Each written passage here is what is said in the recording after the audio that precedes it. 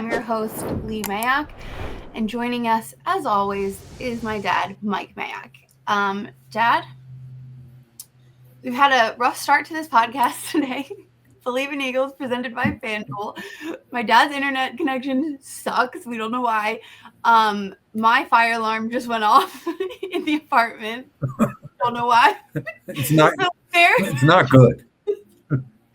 Bear with us. We're going to make it. Yeah. You want to talk about two stressed out Mayocks here. It's not good. Okay, but here we are. We're trying. Okay, let's take it back to the Raiders game. My two favorite teams were playing each other. I don't think that you would say your two favorite teams were playing each other. I was telling everyone that, like, in this scenario, it was almost best case scenario for me personally, because it's like when your two teams play each other, who do you want to win? Well, at this point in the season, you just want the Raiders to, like, get good draft position, I guess. And we wanted the Eagles to get their offense back in motion, look more cohesive, and win the game. However, I did not want the Raiders to score 0 points. That was brutal. I felt bad about that. So it was like almost best case scenario for me personally. Yeah, I give you credit for your attitude. Okay. I have a different one. What's yours? And I would also throw the Giants in there because I played for the Giants and I think it's a great organization. Yeah, when I was little, you gave me a really cool jacket from your Giants days, and then I was a Giants fan for like a couple weeks. Yeah. It's hard to be a Giants fan in Philadelphia. It didn't last long. I liked being like unique and cool for a second, but then I was over it. Yeah. I'm going to leave that comment alone. Okay. Well, all right. So what did you see? We haven't talked about it. So besides Max Crosby just being a beast and like the only man standing on the Raiders, what did you see out of that game? The Raiders aren't very good to be charitable. And the Eagles played a really clean game. And I think that's what's important for the Eagles. On offense, the pass game was efficient. I thought there were some different concepts they used. I thought they did a nice job getting the ball to the correct receiver. They spread it around. It happened to be Dallas Goedert's day. I think he had 6 catches. Couple touchdowns because the Raiders were brutal underneath, especially off play action and stuff. So Goddard was wide open most of the day. So I thought they did a really good job, in the pass game. And A.J. Brown scored a touchdown late. It was a really good pass and catch. And I thought the run game, even though they gained 180-some yards, it's still worrisome to a degree. Barkley had 22 carries for 87 or 8 or whatever and averaged 3.9 yards. So I watched the run game tape, and I just felt like they weren't getting them cleanly to the second level. Everything was a fight. Give the Raiders some credit. Their 2 linebackers played well. Landon Roberts comes downhill, and he's tough. And Devin White, same thing. And that's one of the reasons the tight end was open. They were so aggressive in the run game. So it plays off each other. But as you make a run towards the playoffs, if you're an Eagle fan, you want that run game to be better. That's what got you to the Super Bowl last year. On defense, it was fun tape to watch. I mean, the Raiders are bad. But if you're an Eagle, again, up front, I think their 3 defensive ends are coming. Jalen Phillips has been a great add. Nolan Smith is back from IR and playing at a certain level. Alex Hunt is playing well. So they've got 3 really good defensive ends. The defensive tackles are coming along. They still don't have Jalen Carter, and they won't this week, I don't think. So when he gets back, it'll be a boost. The linebackers are really, really good.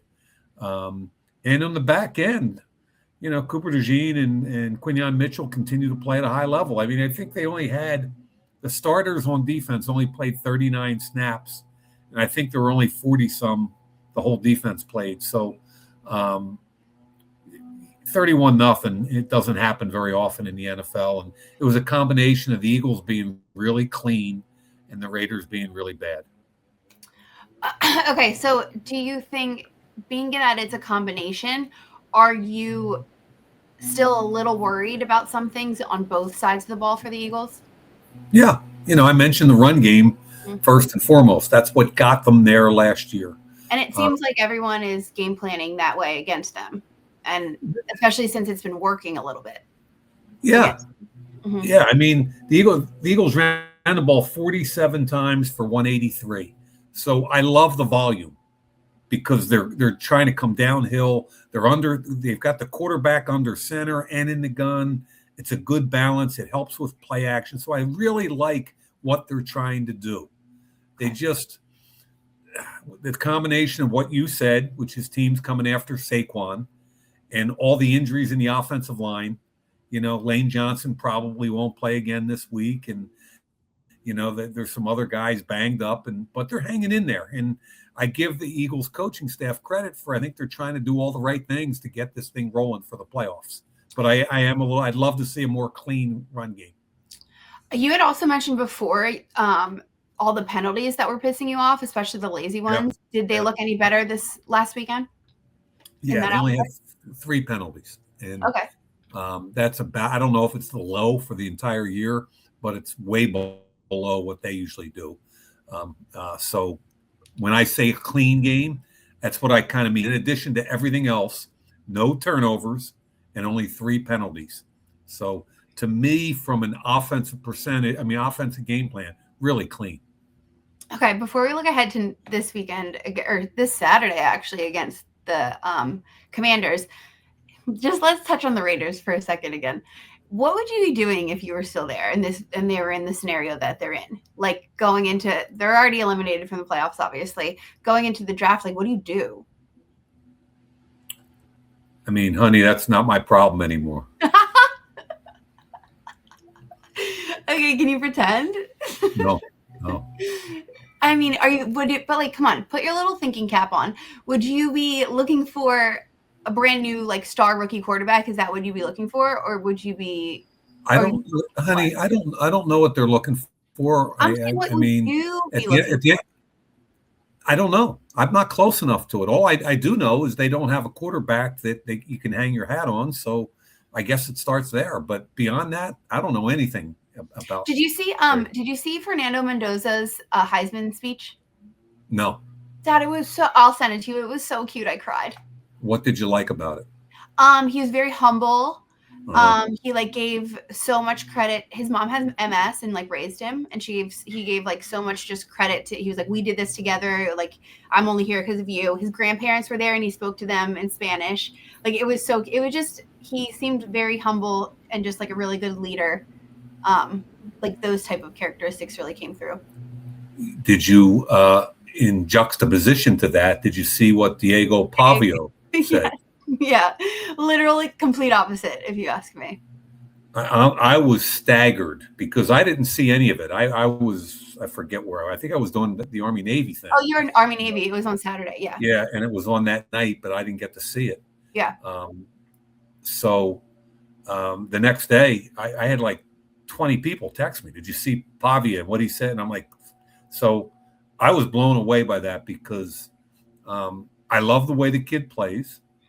He's by no means a certain high round pick because of his size and some other things. Isn't he like literally like barely?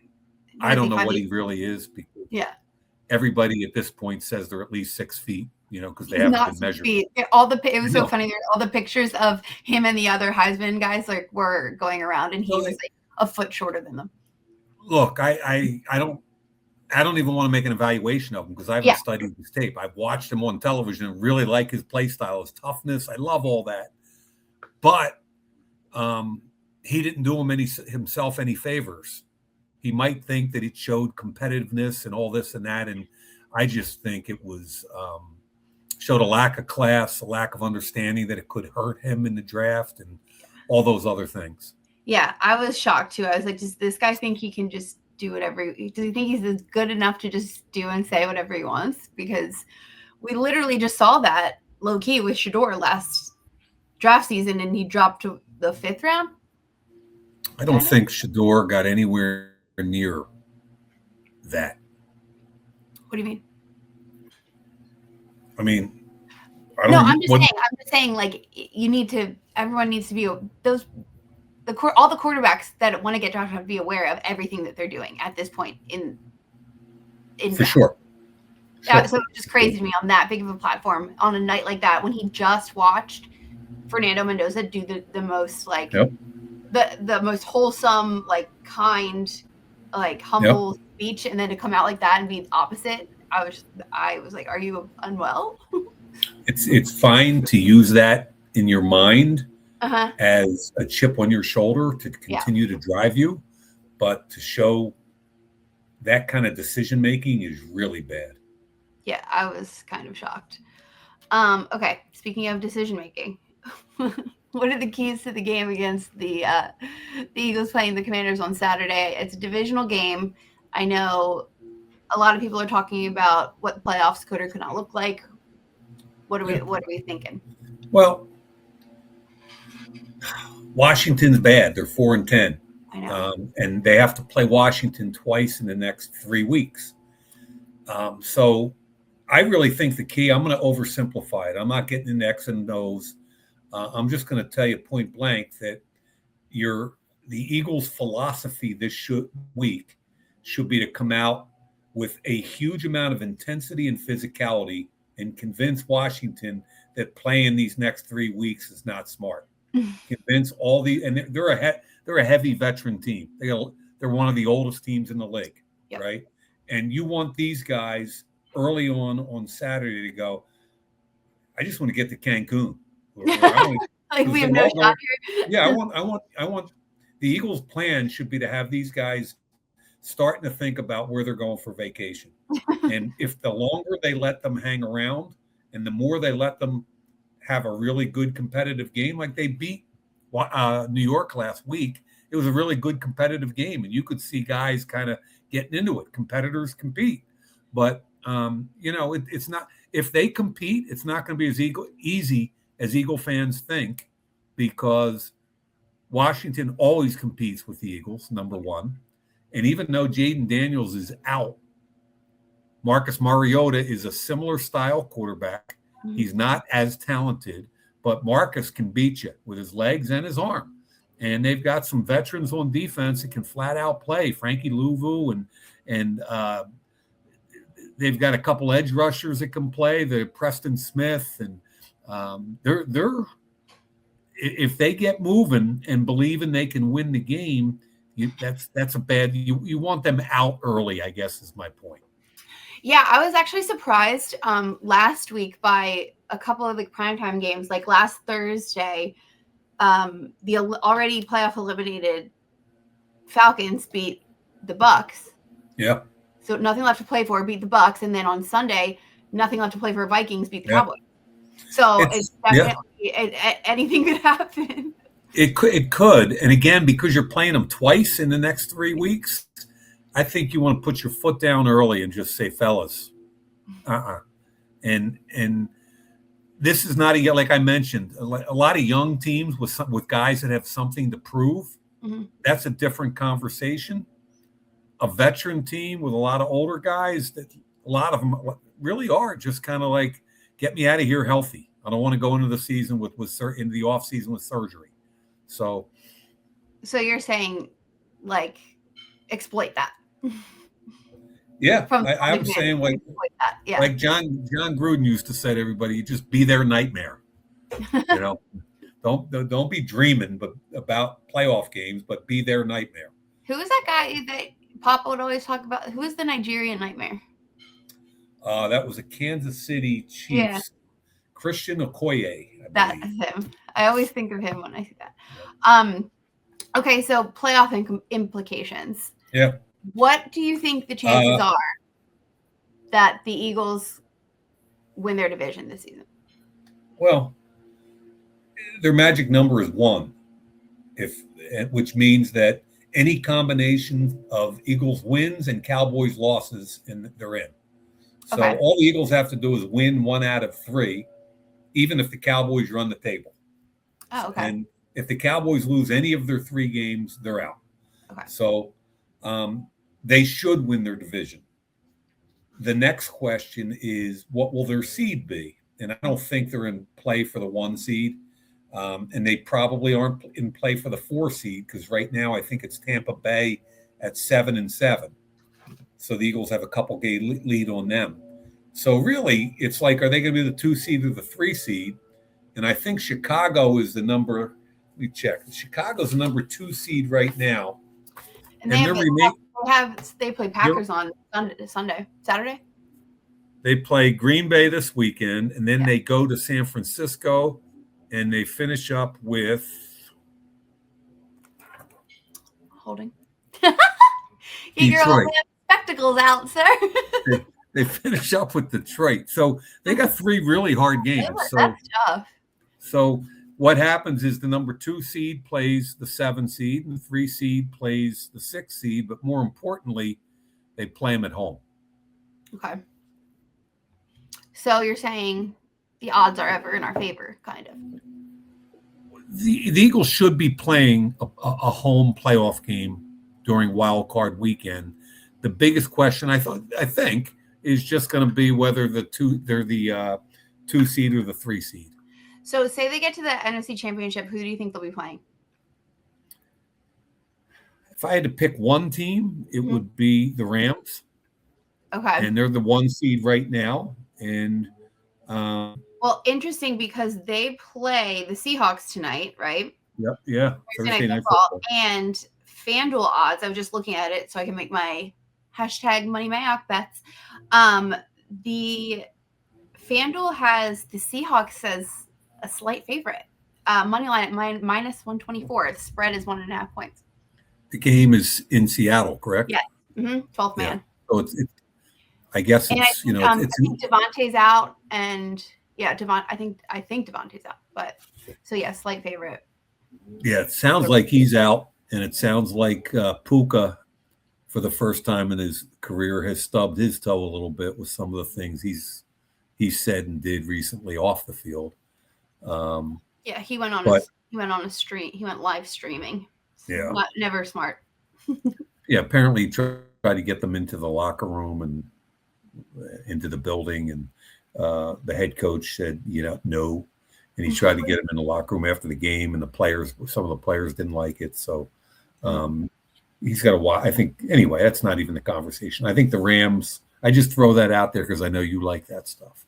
Yeah, I do. I haven't looked at all of it. There was just a lot going on with a lot happened from that stream, and I haven't caught up yet.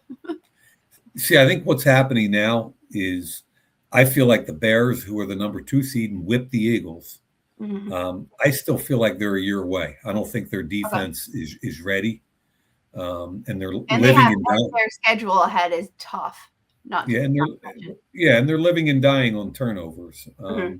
So to me, and the Packers right now, they lost Micah Parsons, and they live and die a little bit with their quarterback. So I don't know how. So I kind of look at it like the NFC West right now is what would worry me mostly. And that's the Rams, the Seahawks, and the 49ers, all of whom are probably going to be in the playoffs. I think I agree with you. I think I see the Eagles playing the Rams most likely. So what are all your Money Mayock things? Okay, well, so this is what I was going to ask you because all the lines are really close. Like I said on FanDuel, the Rams Seahawks Thursday night football game, Seahawks are a very slight favorite. Same with Packers Bears. Packers very slight favorite. Oh, you know what? The Eagles game though. So Eagles, the over under is 44.5 points. I feel like it's going to be under. Don't you think? The Commanders can't score anything. Our defense is really good. Hey, Money Mayock, this is up to you. Okay, I'm probably going to take the under on the Eagles-Commanders game on FanDuel, and the money line, obviously. The spread's 7. Do you think the Eagles will win by more than 7 points? I think so.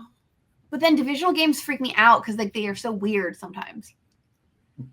Don't you think? I do. I think they're totally weird, and on top of that, you don't know which Washington team's going to show up. Mhm. And on top of that, Washington has historically played Philadelphia very tough. So No. there's a lot of stuff floating around there, Money Mayock. So I you're going think to have a Money tough Mayock call. is going to stay away from the spread then. I don't trust it. So I'm going to stick with the under and money line. Eagles money line. Yeah. All right, Money. Nice job. Are you going to tail my ticket? Do you know that that's what they say? Am I going to do what? Tail my ticket. Like No. Oh. Whatever that means, I'm not doing it. Okay, and then I think the Bears Packers is a little too scary for me to bet on. I might do some prop bets there. We'll see, but I'll let everyone know online. Yeah. Well, I'll be waiting. do you think there is anyone that's like a given at anytime touchdown scorer for the Eagles game? No. I mean, last time I told you, I think you always look at Jalen Hurts because of the tush push, and they didn't do any pushes. So I know. I thought that was a really easy one for a while for the Eagles. Yeah. Jalen anytime touchdown. Yeah. Yeah. Yep. But I mean, they didn't do one in last week, so maybe it's time. I don't know. Money, you are Money Mayock for a reason. I just go out and try to grind out a living. You are Money Mayock. Yeah, but your insight is supposed to tell me what to do. No, that's not what I do. Pretty much. No. Okay. Well, I'm going to think about my bets a little bit more, and I'll let everybody know online. I can't wait.